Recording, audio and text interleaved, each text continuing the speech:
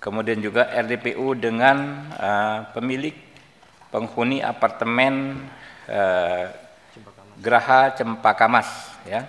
Ini kita ada beberapa kesimpulan. Rekomendasi tersebut sampai saat ini ditaati oleh kepolisian, ya.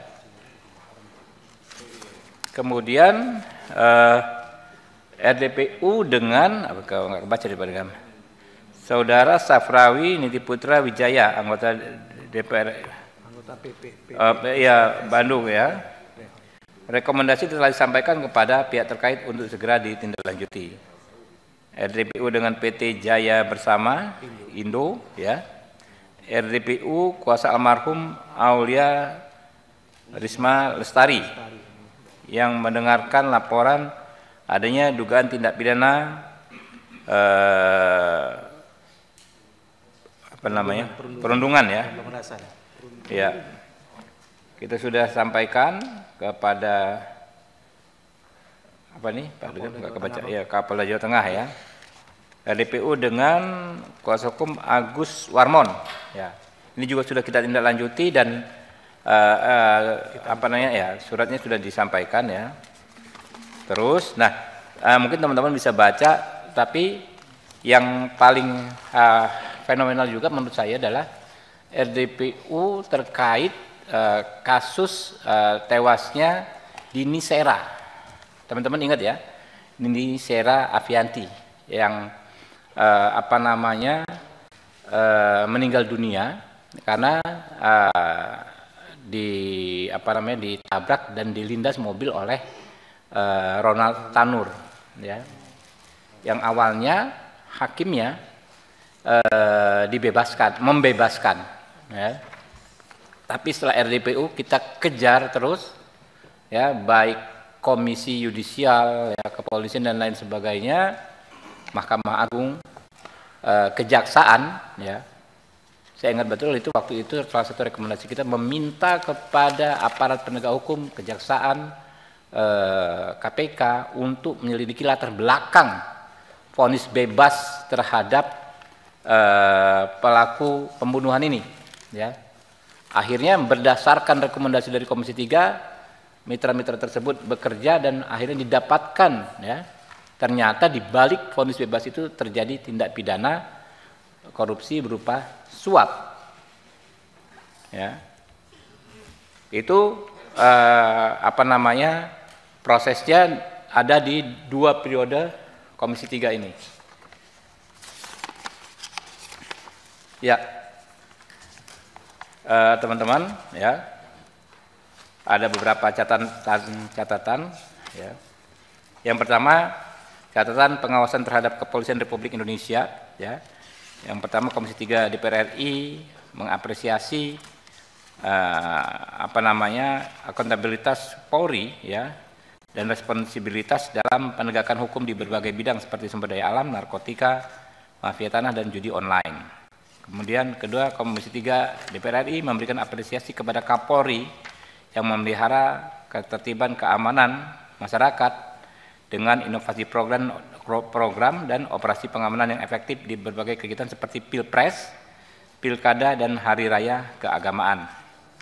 Komisi 3 DPR RI memberikan apresiasi kepada Polri yang telah memberikan sanksi tegas kepada oknum yang melakukan pelanggaran dan meminta agar Kapolri kepolisian lebih responsif dan menindaklanjuti pengaduan masyarakat. Ya, coba teman-teman cek, ya. Hampir semua di kasus-kasus yang menarik perhatian itu, yang ada korban, misalnya pelakunya di PTDH, oknum anggota Polri-nya di PTDH. Yang Jambi itu di PTDH, ya, 2 orang. Yang Sulteng juga di PTDH, ya.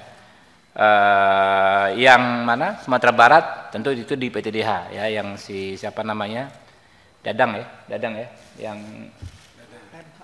dor itu, ya. Oke. Catatan pengawasan terhadap Kejaksaan Republik Indonesia mencatat perlunya peningkatan profesionalisme, akuntabilitas, transparansi dalam sektor penegakan hukum oleh Kejaksaan. Komisi 3 DPR RI mencatat terkait fungsi penanganan perkara Kejaksaan ada serta memberi catatan agar Kejaksaan meningkatkan penanganan perkara yang menyangkut keuangan atau perekonomian negara seperti korupsi dan sumber daya alam, serta memastikan penegakan hukum yang dilakukan mampu secara seimbang membantu dalam pengembalian kerugian keuangan negara. Jadi catatannya ya, kalau kejaksaan ini kan core-nya itu salah satu core pentingnya adalah di bidang tipikor, ya. Nah, sebetulnya di bidang tipikor ini pada akhirnya tujuan utama pemberantasan korupsi adalah bagaimana penyelamatan keuangan negara, yaitu the real asset recovery. Tujuan utamanya itu. Jadi bagaimana seberapa banyak pun orang ya dipidanakan, dipenjarakan, ya, akan kurang maknanya kalau kembalinya uang yang dikorupsi, ya, uang yang dicuri ke negara itu tidak signifikan. Karena yang paling penting itu sebetulnya itu, ya, nggak boleh diabaikan. Jadi misalnya dalam ekspos suatu perkara declare di awal total kerugian negaranya cukup besar. Kita melihat di akhirnya seperti apa, berapa yang pada akhirnya bisa masuk ke kas negara dari pemberantasan korupsi tersebut. Lalu Komisi 3 DPR juga mencatat pula tata kelola organisasi dan SDM kejaksaan, sehingga kejaksaan perlu meningkatkan manajemen dan reformasi birokrasi secara terukur. KPK, sebetulnya KPK yang periode ini belum bisa banyak diberi ini ya, judgement penilaian ya, karena baru saja dilantik beberapa minggu yang lalu. Ya. BNN, ya, Komisi 3 DPR RI mengapresiasi upaya BNN di tengah keterbatasan sumber daya untuk pemetaan dan pengungkapan jaringan penyelundupan narkotika. Jadi memang BNN ini sedih sekali, ya, tugasnya maha berat, tapi anggarannya minim, fasilitasnya minim, anggotanya sedikit, gitu. Ya, lalu Komisi 3 DPR RI juga mencatat upaya BNN untuk meningkatkan kerjasama, sehingga Komisi 3 DPR RI juga mendorong agar BNN dapat terus berupaya untuk meningkatkan sinergitas dan kolaborasi dengan berbagai pihak dalam rangka penguatan dan peningkatan kapasitas maupun dalam melakukan penindakan.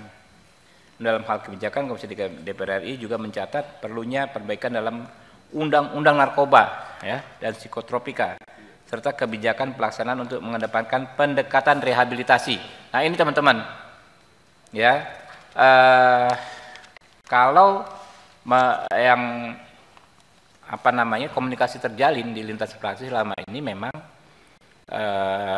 kecenderungan kawan-kawan Komisi 3 adalah pendekatan rehabilitasi untuk pengguna, ya, pengguna. Dan ini sepertinya sudah dimulai oleh pemerintah, ya, adanya kebijakan amnesti untuk pengguna, ya. Amnesti itu artinya nantinya orang yang direhabilitasi, ya. Pengguna ini direhabilitasi, bukan dihukum penjara. PPATK, ya, kami mengapresiasi kegiatan pelacakan terhadap sejumlah transaksi keuangan yang menyangkut tindak pidana seperti narkotika ilegal, judol, dan lainnya. Komisi 3 DPR juga mencatat pentingnya PPATK untuk meningkatkan kapasitas dengan terus mengikuti perkembangan teknologi dan sinergi. Ya, Mahkamah Agung, ya, mungkin nanti bisa teman-teman ekspos sendiri, ya, Mahkamah Konstitusi, Komisi Yudisial, ya.